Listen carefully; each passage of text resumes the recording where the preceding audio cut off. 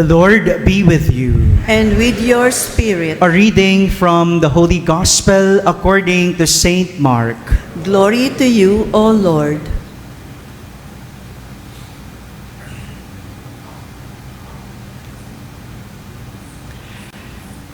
James and John, the sons of Zebedee, came to Jesus and said to him, "Teacher, we want you to do for us whatever we ask of you." He replied, "What do you wish me to do for you?" They answered him, "Grant that in your glory we may sit, one at your right and the other at your left." Jesus said to them, "You do not know what you are asking. Can you drink the cup that I drink, or be baptized with the baptism with which I am baptized?" They said to him, "We can." Jesus said to them, "The cup that I drink, you will drink, and with the baptism with which I am baptized, you will be baptized. But to sit at my right or at my left is not mine to give, but is for those for whom it has been prepared." When the 10 heard this, they became indignant at James and John. Jesus summoned them and said to them, "You know that those who are recognized as rulers over the Gentiles lord it over them, and their great ones make their authority over them felt. But it shall not be so among you. Rather, whoever wishes to be great among you will be your servant, and whoever wishes to be first among you will be the slave of all. For the Son of Man did not come to be served, but to serve, and to give his life as a ransom for many." My friends, the Gospel of the Lord. Praise to you, Lord Jesus Christ. Good afternoon, my dear brothers and sisters. Could you kindly greet the person beside you? Good afternoon. Good afternoon po sa inyong lahat. I'd like to start our reflection with a story. Will that be okay? Will that be okay? Ayun, parang yung sa iba ayaw yata eh. No? But don't worry, you don't have a choice. Just kidding. You know, every time I tell a story, I would always ask question whenever I see someone closing his or her eyes. Will that be okay? Pag nagtanong po ako, ibig sabihin may pumikit. No? Baka kasi nakatulog na. No? Oh, well, let's start our story. My story for today is about a young man who wants to be successful in life. What does the man want to be? Yan, practice pa lang po. Wala pang pumikit. Just practice. And this young man asked a wise man how to be successful in life. And so he approached the wise man and he asked, "What is the secret to success?"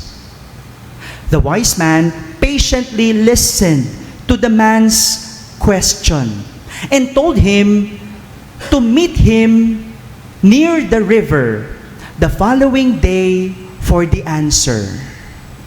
If you want the secret for a life's success, meet me tomorrow at the river. So the next day, the wise man asked the young man to walk with him towards the river. As they went in the river, the water got up to their neck. But to the young man's surprise, the wise man suddenly ducked him into the water. Nilublob siya. The young man struggled to get out of the water, but the wise man was so strong and kept him under the water until the young man started to turn blue. Naging anong kulay po yung young man? Yan, may pumikit po dito eh. Malapit na po matapos. And so finally, the wise man pulled the young man's head out of the water. The young man gasped and took deep breath of air. The wise man asked, "What did you want the most when you were under the water?" The young man replied, "Air. I wanted air." The wise man said, "That is the secret to success." When you want success as badly as you wanted the air while you were in the water, then you will get it. That is the secret to success. There is no other secret. My dear brothers and sisters, this is the lesson that we could get from our gospel for today.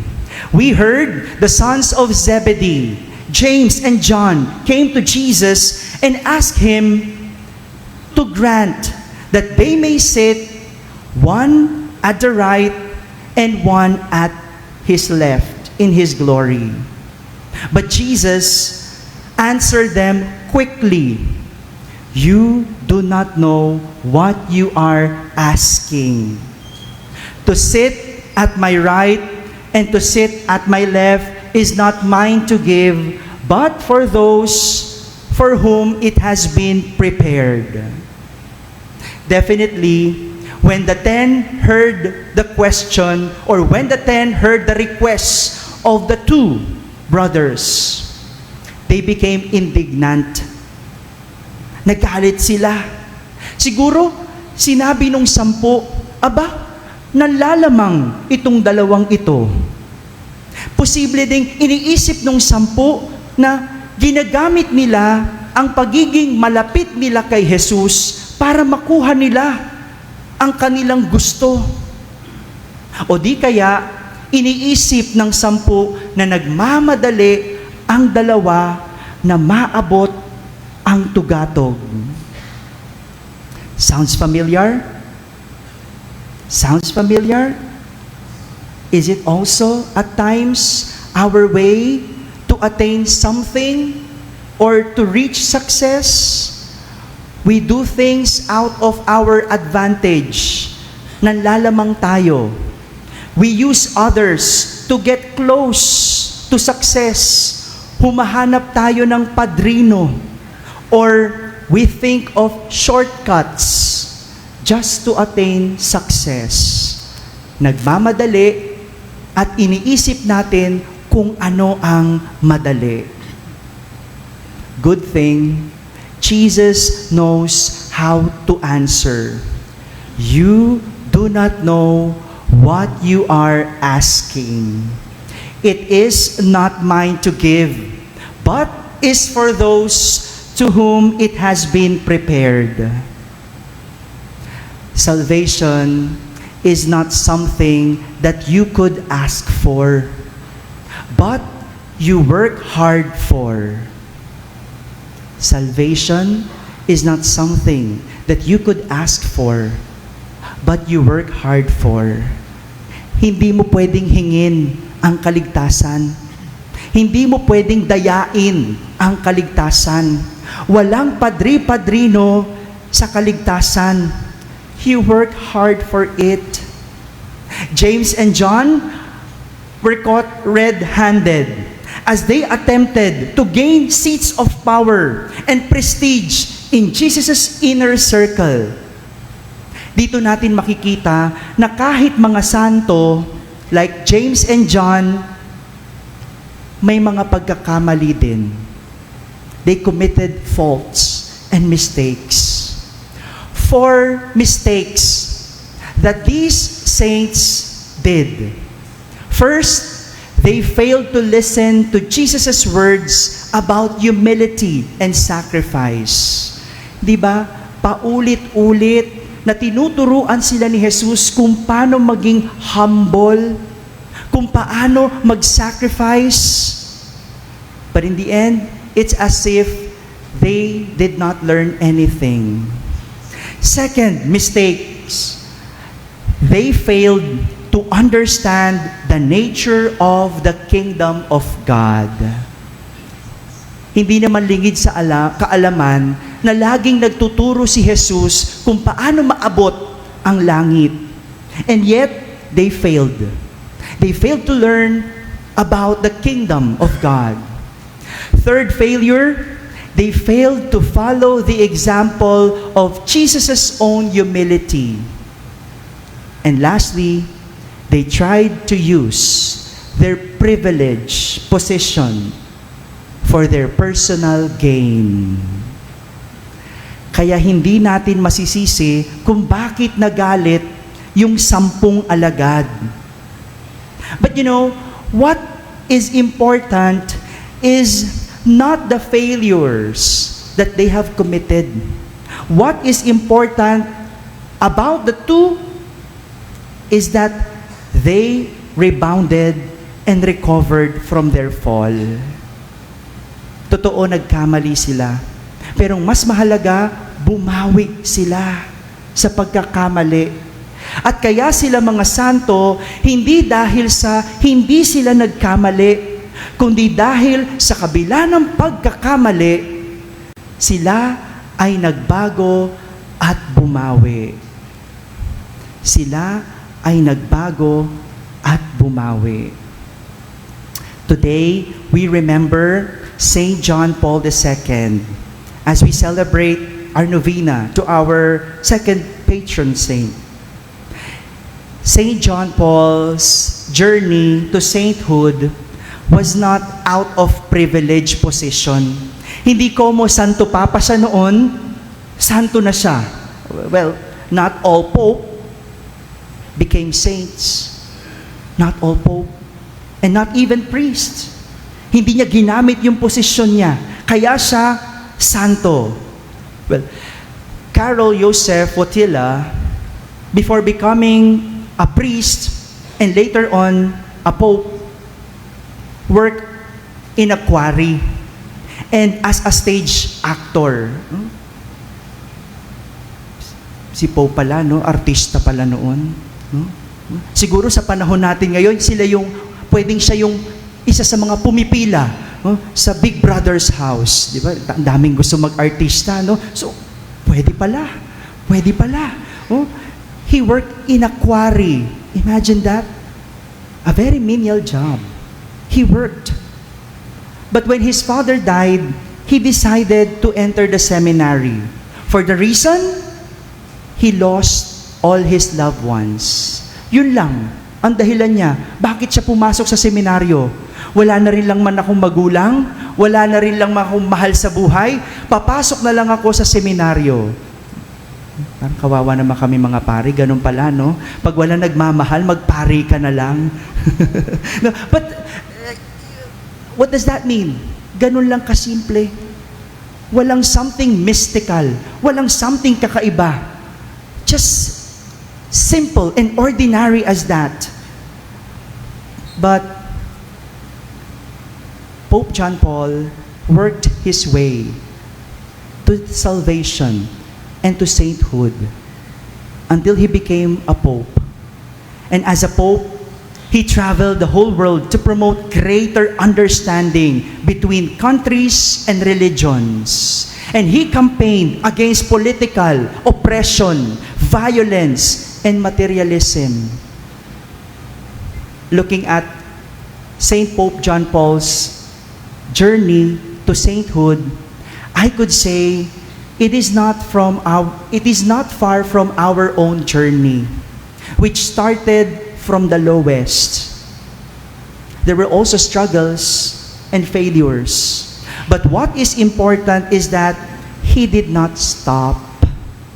Hindi siya tumigil until struggles become challenges and failures become lessons.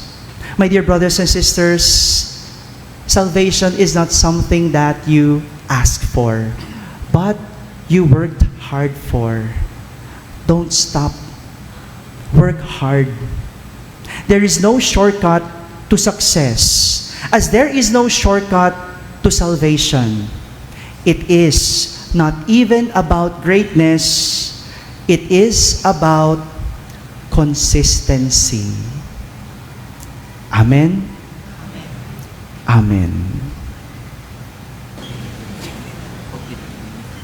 Lutang pa rin po ako because of the call of Father Reggie.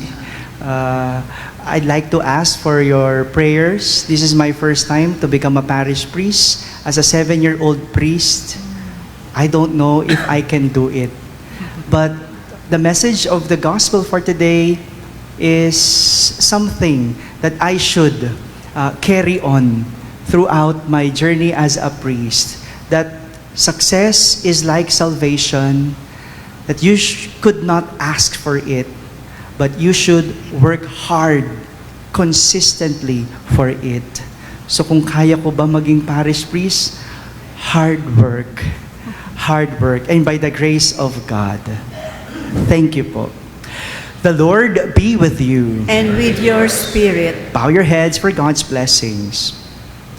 May God bless you with every heavenly blessing, make you always holy and pure in His sight, pour out in abundance upon you the riches of His glory, and teach you with the words of truth. May He instruct you in the gospel of salvation and ever endow you with fraternal charity. Through Christ our Lord. Amen. And may the blessings of the Almighty God, the Father and the Son and the Holy Spirit come down on you and remain with you forever. Amen. Our celebration is ended. Go in peace to love and serve our Lord. Thanks be to God.